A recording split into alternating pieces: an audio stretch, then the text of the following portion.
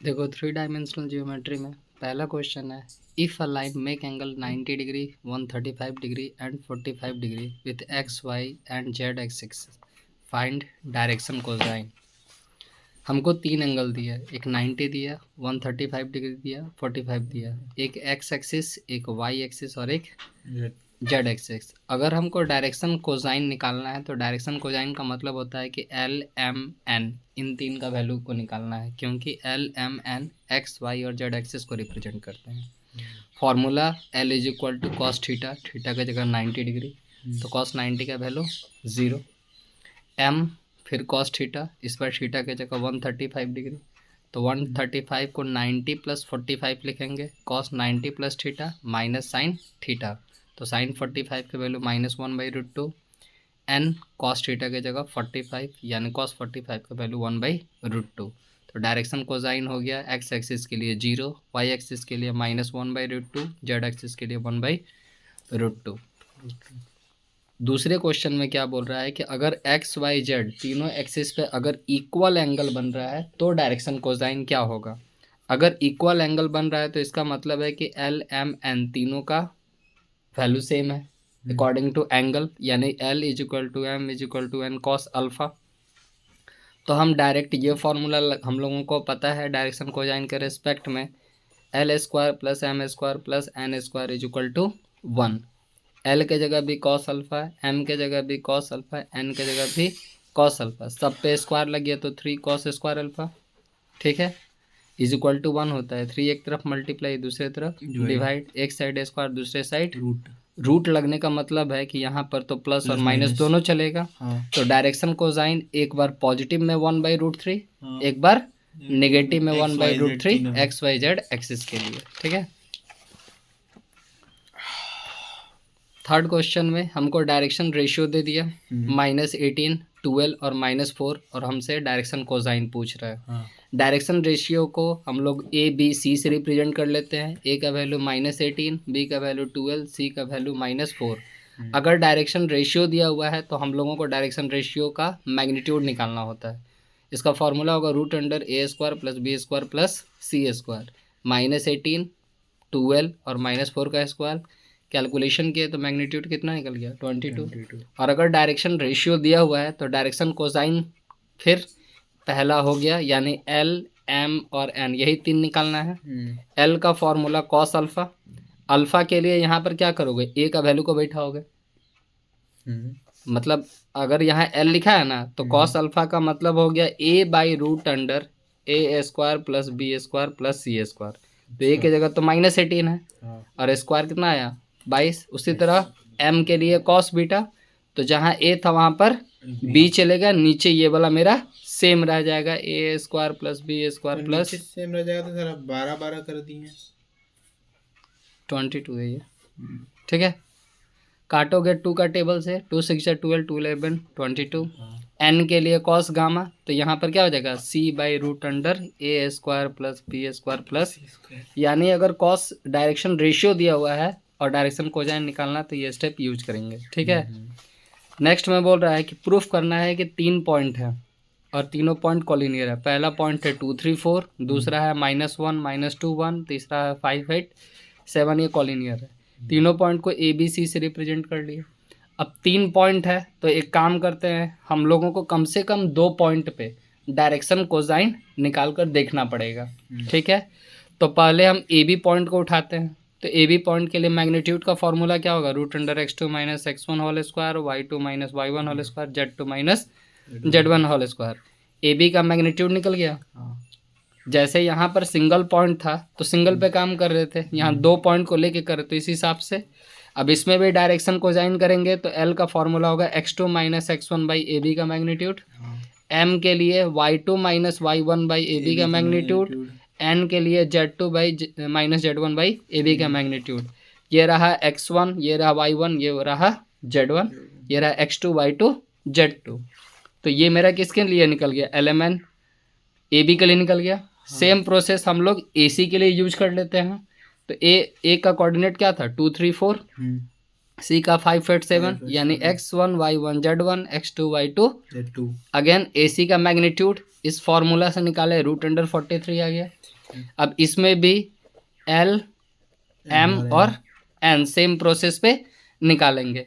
अब हम इनको अगर कंपेयर करके देखते हैं, जैसे पहला में मेरा कोऑर्डिनेट आया -3 -5 और -3 LMN का वैल्यू पहले केस में, दूसरे में डिनोमिनेटर सेम है तो पॉजिटिव लिख दे 3 5 3 है, तो दोनों सेम ही, बस एक प्लस और एक माइनस है। यानी हम इसको कुछ ऐसे बोल सकते हैं कि मेरा ए बी का कोऑर्डिनेट, ठीक है, ए बी वैक्टर जो है वो ए सी वैक्टर के इक्वल है। बस इतना ही काम करना है कि मेरा ए सी वैक्टर किस में था, पॉजिटिव में था ना, तो हम यहाँ पर आगे माइनस डाल सकते हैं, क्योंकि ए बी में तो सब माइनस में चला था, तो माइनस माइनस क्या हो गया प्लस। यानी अगर एक वेक्टर दूसरे वेक्टर के प्रोडक्ट का इक्वल हो जाए तो ये क्या कहलाता है, कॉलिनियर कहलाता है।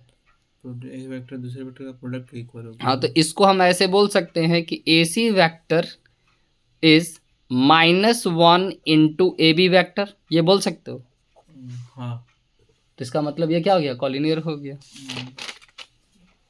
ठीक है, इसका पहला एक्सरसाइज में यही सब क्वेश्चन था।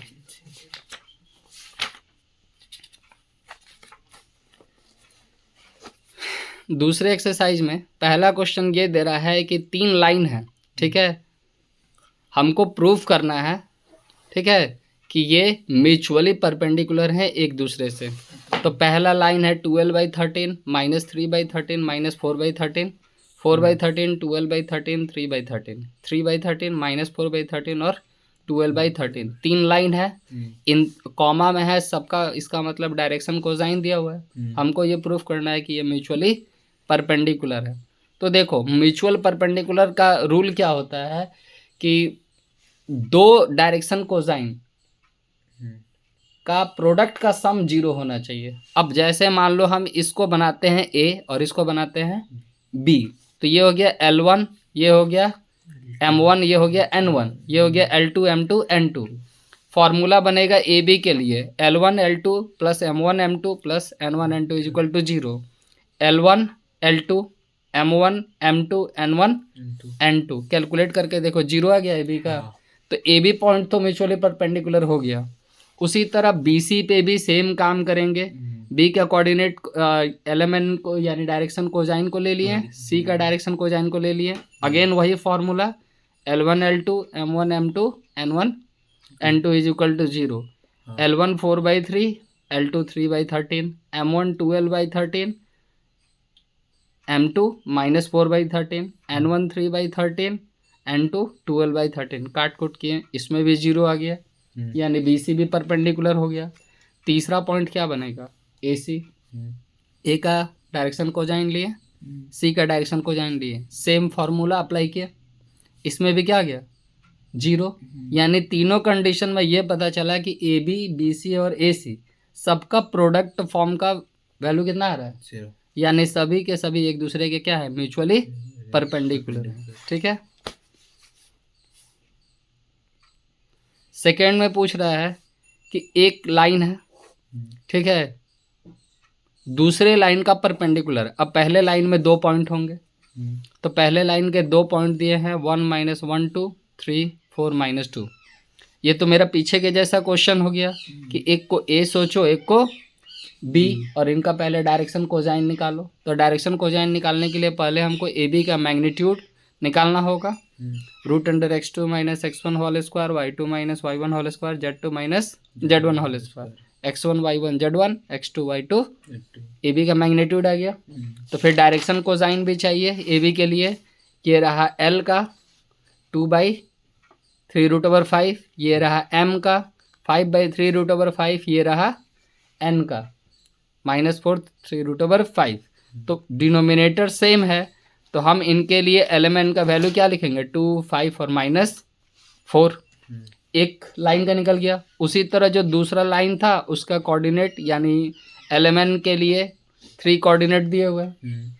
अगेन यहाँ पर CD का मैग्नीट्यूड हम निकालें, और CD के रेस्पेक्ट में ये L का हो गया, ये M का हो गया और ये N, यानी डायरेक्शन कोसाइन निकल गया। अगेन डिनोमिनेटर सेम है, तो ये 3 to 4 निकला। हमसे क्या पूछा, म्यूचुअली परपेंडिकुलर, तो परपेंडिकुलर का रूल तो अभी हम लोग सीखे, L1 L2 M1 M2 N1 N2 is equal to बराबर 0। ये रहा L1 M1 N1, ये रहा L2 M2। N2 तो इतना मेहनत हमको सिर्फ L M N निकालने के लिए दोनों कंडीशन में करना पड़ा। परपेंडिकुलर के लिए अगेन फॉर्मूला डाले, टोटल वैल्यू 0 आ गया, यानी प्रूव हो गया। अगर यही चीज़ बोलता है कि दो लाइन है और उनके बीच अगर पैरेलल प्रूफ करना है तो फिर मेरा रिलेशन ये बनता, L1 by L2 M1 by M2 और N1 बाई N2 ये बनता। ठीक है, नेक्स्ट क्वेश्चन पूछ रहा है equation of line passing through the point 1 2 3 parallel to the vector 3i 2j minus 2 के वेक्टर। जब कोई लाइन, ठीक है, किसी दूसरे वेक्टर के अगर पैरेलल हो तो मेरा वेक्टर इक्वेशन होता है are vector is equal to A vector plus lambda B vector. ठीक है, ए वेक्टर जो होता है वो पॉइंट को रिप्रेजेंट करता है, जैसे 1 2 3 था तो इसका वेक्टर क्या बनेगा, i vector plus 2j vector plus 3 k vector. और दूसरा जो पैरेलल टू वेक्टर है ये बी का वेक्टर वैल्यू है, यानी 3i प्लस 2j माइनस 2 के वेक्टर। अब एक लाइन दूसरे के वेक्टर के अगर पैरेलल है तो ये तो इक्वेशन है मेरा वेक्टर इक्वेशन। आर वेक्टर लिखे, ए वेक्टर के जगह i प्लस 2j प्लस 3 के चढ़ा दिए, प्लस से प्लस दिए, लैम्डा तो स्केलर क्वांटिटी होता है, बी वेक्टर के जगह 3i प्लस 2j माइनस 2 के बैठा दिए, वेक्टर इक्वेशन बन गया। थर्ड में बोल रहा है कि हमको इक्वेशन ऑफ लाइन भी बनाना है और कार्टेशियन इक्वेशन भी बनाना है। ठीक है, एक का पोजीशन वेक्टर दिया है, ठीक है, और एक और वेक्टर दिया है। अब पोजीशन वेक्टर दिया है तो पोजीशन वेक्टर को बना लो ए, दूसरा वेक्टर को बना लो बी। वेक्टर इक्वेशन हमको पता है are vector is equal to A vector plus lambda B vector. A के जगह 2i माइनस जे प्लस 4 के वेक्टर डाल दिए, लैम्डा है लैम्डा डाले, बी के जगह i प्लस 2j माइनस के वेक्टर डाल दिए। ठीक, अब देखो इस r का तो कुछ वेक्टर हमको पता नहीं, यहाँ पर मेरा वेक्टर इक्वेशन बन चुका है। अब हमको कार्टेशियन बनाना है, तो कार्टेशियन बनाने के लिए इसके रिस्पेक्ट में बनाना होता है। अब इसका वेक्टर पता नहीं है तो xi प्लस वाई जे प्लस जेड के कर दिए। ठीक, यहाँ से i का वैल्यू क्या कोफिशिएंट उठेगा 2, तो यहाँ से i का कोफिशिएंट क्या उठेगा लैम्डा, बीच में प्लस से प्लस दे दिए, i वेक्टर ले लिए, प्लस से प्लस दिए, यहाँ पर जे वेक्टर का कोफिशिएंट बना -1, इसका कोफिशिएंट क्या बनेगा 2 लैम्डा प्लस से प्लस जे वेक्टर डाल दिए, के का कोफिशिएंट बना 4 और यहाँ से बनेगा माइनस लैम्डा। ठीक, यहाँ से आई वेक्टर, यहाँ से आई वेक्टर कैंसिल हो गया तो बना क्या x is equal to 2 plus lambda, तो लैम्डा इज इक्वल टू यहाँ से सबका लैम्डा का वैल्यू निकालना है, तो 2 यहाँ प्लस इधर गया तो माइनस, एक लैम्डा बन गया। y is equal to -1 plus 2 lambda, ये 1 माइनस इधर आकर प्लस 2 मल्टीप्लाई यहाँ गया तो डिवाइड, इसका भी लैम्डा निकल गया। z के केस में यहाँ पर z बना, यहाँ 4 माइनस लैम्डा, लैम्डा माइनस इधर आएगा तो प्लस, z यहाँ प्लस इधर गया तो माइनस, सब तो लैम्डा का वैल्यू को रिप्रेजेंट कर रहा है। तो इसका मतलब कार्टेशियन इक्वेशन क्या बनेगा, x minus 2 is equal to Y plus 1/2 is equal to 4 minus z, नीचे कुछ नहीं है तो 1 डाल दो, सब किसके इक्वल लैम्डा के बराबर, तो ये कार्टेशियन फॉर्म हो गया। ठीक है, नेक्स्ट क्वेश्चन में हमको कार्टेशियन इक्वेशन दिया हुआ और इसका वेक्टर फॉर्म पूछ रहा है। याद रखोगे डिनोमिनेटर में जो वैल्यू होता है वो बी वेक्टर को रिप्रेजेंट करता है। ठीक है, और x के साथ जो भी प्लस माइनस में होता है वो ए वेक्टर को रिप्रेजेंट करता है। बस एक ही चीज़ देखना है कि ए वेक्टर में ये जो वैल्यू है इन सबका साइन चेंज होने वाला जब ए वेक्टर बनाएंगे तो। जैसे ए वेक्टर है -5 का प्लस 5i हो गया, +4 का -4j हो गया, -6 का +6 के, ए वेक्टर बन गया। बी वेक्टर में कोई साइन चेंजिंग नहीं होगा, 3i प्लस 7j प्लस 2 के वेक्टर। जब ए और बी मिल गया तो वेक्टर इक्वेशन क्या होता है, are vector is equal to A vector plus lambda B vector. A का वेक्टर यहाँ डाल दिए, लैम्डा तो स्केलर क्वांटिटी है, बी वेक्टर डाल दिए, यानी कार्टेशियन इक्वेशन से वेक्टर इक्वेशन हो गया। फिर से यहाँ पर पूछ रहा है हमको वेक्टर इक्वेशन भी पूछ रहा है और कार्टेशियन इक्वेशन भी पूछ रहा है। ठीक है, जो कि एक लाइन का है और ये लाइन, ठीक है, ओरिजिन से और इस पॉइंट से होकर गुजरती है। अब यहाँ ओरिजिन वर्ड लिख दिया, ओरिजिन का मतलब हो गया कि एक वेक्टर में सब जीरो होने वाला है। तो मान लो हम ए वेक्टर को जीरो बना दे रहे हैं क्योंकि ओरिजिन में तो एक्स वाई जेड सबका कोऑर्डिनेट क्या होगा, जीरो हो जाएगा। तो ओरिजिन वेक्टर ए हो गया, दूसरा वेक्टर बी हो गया। अगेन वेक्टर इक्वेशन यही होता है, are vector is equal to A plus lambda B vector. R vector डाल दिए, एक्स वाई जेड, ए तो पूरा 0 है, लैम्डा बी वेक्टर डाल दिए। ये वेक्टर इक्वेशन तो हो गया। कार्टेशियन बनाने के लिए सेम रूल, इधर तो कुछ है नहीं, एक्स किसके इक्वल होगा 5 लैम्डा का, तो 5 यहाँ मल्टीप्लाई यहाँ गया डिवाइड। वाई किसके इक्वल होगा -2 लैम्डा का, तो -2 यहाँ मल्टीप्लाई यहाँ गया तो डिवाइड। जेड किसके इक्वल होगा 3 लैम्डा का, 3 मल्टीप्लाई यहाँ डिवाइड। अगेन सब लैम्डा के इक्वल है, तो Cartesian equation x/5 is equal to y/-2 is equal to z/3 is equal to.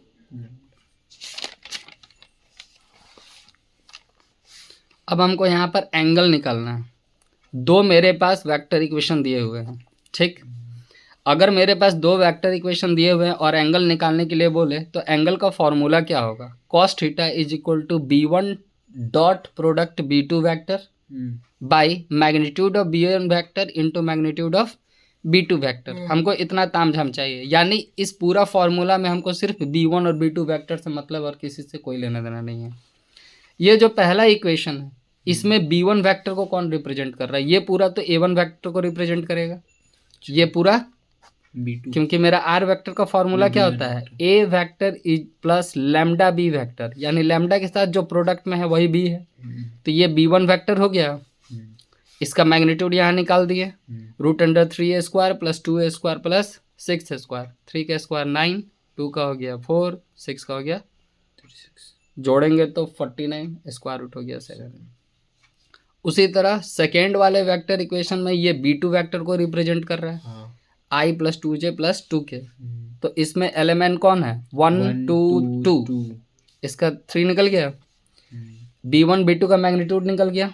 b1 b2 की जगह डॉट प्रोडक्ट बनाना है, तो b1 b2 का पहले वेक्टर लिख दिया, डॉट प्रोडक्ट में तो सिर्फ मल्टीप्लाई, 3 1 जा 3 प्लस होता है 2 2 जा 4 प्लस 6 2 जा, b1 b2 का डॉट प्रोडक्ट निकल गया, यानी cos theta is equal to b1 dot b2 vector by magnitude of b1 vector into b2 vector. इनका डॉट प्रोडक्ट निकला था 19, b1 वेक्टर का मैग्नीट्यूड 7, b2 वेक्टर का मैग्नीट्यूड 3, 21 हो गया। हमको तो एंगल चाहिए, एक तरफ cos तो दूसरी तरफ cos इनवर्स 19/21, ठीक। ये तो हमको पता चल गया कि हमको खाली b1 b2 चाहिए। सेम काम है, यहाँ पर हमको वेक्टर इक्वेशन दिया था, यहाँ पर कार्टेशियन इक्वेशन दिया है। अब बताओ इसमें b1 किसको रिप्रेजेंट करता है, नीचे वाले को, 5। पहला कार्टेशियन इक्वेशन है तो b1 वेक्टर होगा 2i vector plus 5j vector minus 3k vector. फिर दूसरा कार्टेशियन इक्वेशन है, इससे ये वाला मेरा b2 वेक्टर को रिप्रेजेंट कर दिया और ये b1 वेक्टर को -i vector plus 8j vector plus 4k vector. Again b1 और b2 वेक्टर का डॉट प्रोडक्ट निकाल के 26 आया, b1 वेक्टर का मैग्नीट्यूड मेरा √38 आ गया, b2 वेक्टर का मैग्नीट्यूड आ गया, तो again cos theta is equal to b1 b2 के बीच dot product by magnitude of b1 vector and b2 vector. b1 b2 का डॉट प्रोडक्ट आया 26, b1 वेक्टर का मैग्नीट्यूड √38, b2 वेक्टर का मैग्नीट्यूड 9, तो 9 √38 26, ये cos इधर जाकर क्या हो गया cos इनवर्स हो गया।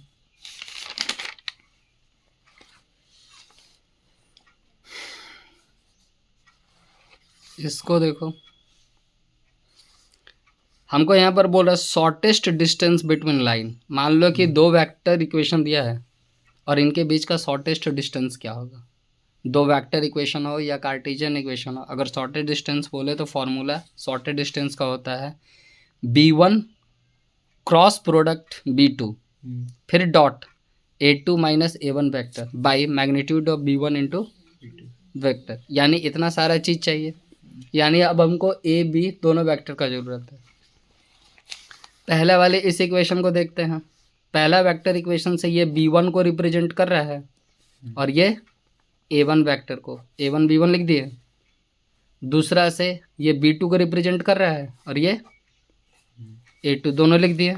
अब हमको सबसे पहले यहाँ जो भी फॉर्मूला में दिया है सबको निकालना है, जैसे a2 माइनस a1 वेक्टर डाले, a2 माइनस a1 वेक्टर, 2 में से 1 गया 1 i vector, -j -2j -3j हो जाएगा, -k -2 के वेक्टर हो गया, यानी a2 -a1 बन गया।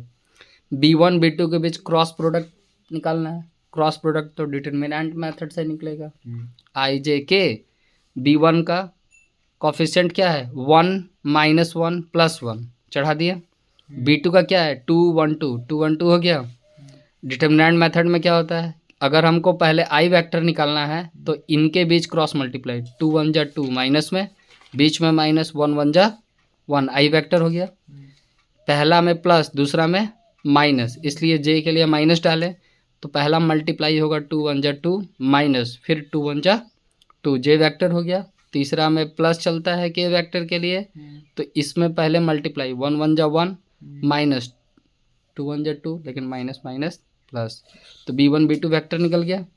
हमको b1 b2 वेक्टर का मैग्नीट्यूड भी चाहिए, तो -3 का स्क्वायर प्लस -1 का स्क्वायर प्लस 3 का स्क्वायर, 9 9 18, स्क्वायर रूट तोड़ेंगे तो 3√2। शॉर्टेस्ट डिस्टेंस b1 b2 के बीच cross product into a2 -a1 by b1 b2। अब इसका वेक्टर डॉट प्रोडक्ट में इसका वेक्टर, दोनों का वेक्टर निकाले थे। अब डॉट प्रोडक्ट में तो डायरेक्ट मल्टीप्लाई होता है, यहाँ कुछ नहीं है तो 1 -3 इंटू 1 -3 प्लस 3 j तो है नहीं तो इसका j 0 और इसका -3 0 ही हो जाएगा, इसलिए j को यूज नहीं करेंगे। यहाँ 3 यहाँ -2, ठीक है। नीचे तो मैग्नीट्यूड दिया हुआ है, -3 हो गया -6 हो गया, क्या होगा -9। अब मैग्नीट्यूड का साइन मोड का साइन दिया तो अब सब कुछ क्या हो गया प्लस, काट कोट दिए 3/2। सेम काम हमको शॉर्टेस्ट डिस्टेंस मेथड से करना है। नीचे वाला होता है b1, नीचे वाला b, और इसमें साइन चेंज होता है ना ए वेक्टर के लिए, -1 -1 -1 ए वेक्टर के लिए हो गया। b1 वेक्टर निकल गया पहला कार्टेशियन से। उसी तरह फिर से एक और कार्टेशियन दिया है तो इससे b1 b2 vector i vector -2j vector plus k vector, ऊपर में साइन चेंज होगा ए वेक्टर के लिए, plus 3i vector plus 5j vector plus 7k vector. Again हमको a1 b1 a2 b2 दोनों वेक्टर मिल गया। सेम लास्ट क्वेश्चन की तरह शॉर्टेड डिस्टेंस निकालने के लिए a2 -a1 vector b1 into b2 vector, दोनों का डॉट प्रोडक्ट और b1 b2 का मैग्नीट्यूड, सेम प्रोसेस यूज करो निकल जाएगा। नेक्स्ट है लास्ट 11.3। अब इसमें देखो z = दे दिया है और हमसे पूछ रहा है कि डायरेक्शन कोसाइन क्या होगा।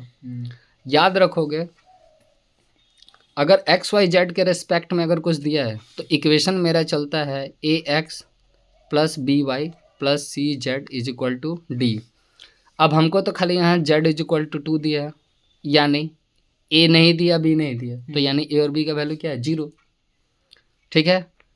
z के आगे कुछ नहीं है तो z का वैल्यू कितना लिखेंगे, z किसको रिप्रेजेंट करता था c को, तो z का वैल्यू हो गया 1 = के बाद जो है वो क्या कहलाएगा d। अगेन सबसे पहले हमको नीचे का मैग्नीट्यूड चाहिए, √a² + b² प्लस, इसमें तो खाली हम मेरा a और b 0 हो गया था, खाली c का वैल्यू था, नीचे निकल गया। डायरेक्शन कोसाइन आपको पता है LMN को कहा जाता है। L के लिए formula a/√a² + b² plus c², m के लिए b/n के लिए c/। इसमें हमको डिस्टेंस फ्रॉम ओरिजिन पूछ रहा है, एक नया चीज़ है। डिस्टेंस फ्रॉम ओरिजिन पूछता है तो d/√a² + b² प्लस, और d का वैल्यू कितना था 2 था, तो 2/12 हो गया।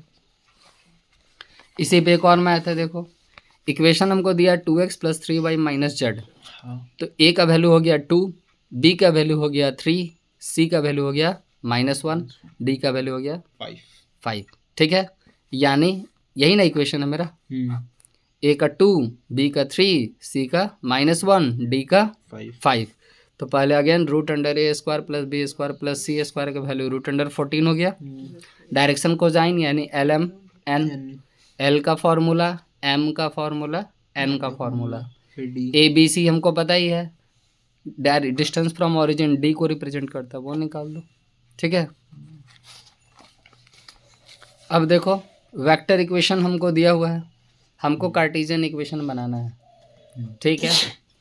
इसका तो हमको कुछ पता होता है नहीं, आर का, तो हम इसको क्या लिखेंगे xi + yj + zk कर दे रहे, ठीक है। यहाँ तो डॉट चल रहा है, डॉट लिख दिए, दूसरा वेक्टर लिख दिए। अब डॉट प्रोडक्ट चलेगा, इसके आगे 1 तो x 1 जा x, y 1 जा y plus z minus 1 minus Z बना, तो इस इक्वेशन में आ गया ना। तो ये भी अपने आप में एक कार्टेशियन इक्वेशन है। यहाँ से अगेन हमसे कोई पूछेगा तो a का वैल्यू 1, b का वैल्यू 1, c का वैल्यू -1, d का वैल्यू 2, डायरेक्शन कोसाइन और डिस्टेंस फ्रॉम ओरिजिन निकल जाएगा। ठीक है। इसमें पूछ रहा है find the coordinate of foot of perpendicular drawn from origin. ठीक है। बोल रहा है कि हमको पर ओरिजिन से एक परपेंडिकुलर खींचा गया और उसके फुट का कोऑर्डिनेट क्या होगा। हमको इक्वेशन डाल दिया ये। ठीक। अब हमको ये तो पता है कि 2x + 3y minus plus 4z, ये 2l माइनस इधर गया तो प्लस नॉर्मल वेक्टर प्लेन यहाँ से बना लो 2i + 3j + 4 के वेक्टर। तो इसका डायरेक्शन रेशियो क्या होगा 2 3 4, क्योंकि वेक्टर फॉर्म में डालते हैं तो वेक्टर का जो कॉफिशिएंट होता है वही LMN के रिस्पेक्ट में डायरेक्शन रेशियो को रिप्रेजेंट करता है। दूसरा हमको पता नहीं है तो x y z डाल दे रहे हैं। ठीक है। 2 मेरे पास डायरेक्शन रेशियो आ गया। अब यहाँ पर बोला कि परपेंडिकुलर है। परपेंडिकुलर का मतलब हो गया कि अगर एक वेक्टर, ठीक है, ड्रॉन फ्रॉम ओरिजिन परपेंडिकुलर हो अगर फुट का, तो फिर यहाँ पर प्रोपोर्शनल रिलेशन चलेगा, यानी A1/A2, B1/B2, C1/ सब एक दूसरे के इक्वल होगा। इज इक्वल टू में कांस्टेंट में k डाल दे रहे हैं। A1 के जगह x1, A2 के जगह 2, B1 के जगह y1, B2 के जगह 3, C1 के जगह z1, C2 के जगह 4 इज इक्वल टू k। ठीक। वैल्यू डालें तो x1 क्या होगा 2k, y1 क्या होगा 3k, z1 क्या होगा। तो अब यहाँ से हम लोग कोऑर्डिनेट निकालते हैं। 2x यही ना मेरा कोऑर्डिनेट बना था। 2x + 3y + 4z is equal to 12, ये लिखे। ये x y z जो लिखा है यही ना x y z को रिप्रेजेंट किया। तो x y z का यहाँ वैल्यू डाले तो क्या निकल गया, k निकल गया। अब k का वैल्यू का किस में पुट करेंगे, k का वैल्यू को इसमें x1 y1 और z1 में, तीनों का वर्टेक्स, तीनों का कोऑर्डिनेट निकल जाएगा। x1 था 2k, y1 था 3k, z1 था 4k, k का वैल्यू आया था 12/29 निकल गया। इसमें भी वही पूछ रहा है कि 3 पॉइंट है। ठीक है। अब प्रूफ करना है कि ये तीनों पॉइंट कॉलिनियर है। तब 3 पॉइंट है तो 3 कोऑर्डिनेट बना दें। ठीक है। एक कोऑर्डिनेट बना देते हैं b-a का, एक कोऑर्डिनेट बना देते हैं c-a का। तुम चाहे b-a बना दो, c-b बना दो, कोई भी 2 को बना लो। तो b-a का कोऑर्डिनेट ये आया, c-a का कोऑर्डिनेट ये आया, और दोनों के बीच क्रॉस प्रोडक्ट कर दो। अब जब क्रॉस प्रोडक्ट करोगे तो डिटर्मिनेंट मेथड अगेन अप्लाई होगा, और इनके क्रॉस प्रोडक्ट का वैल्यू अगर 0 आ गया तो ये कॉलिनियर प्रूव हो गया हमारा 3 डायमेंशनल जियोमेट्री। ठीक है।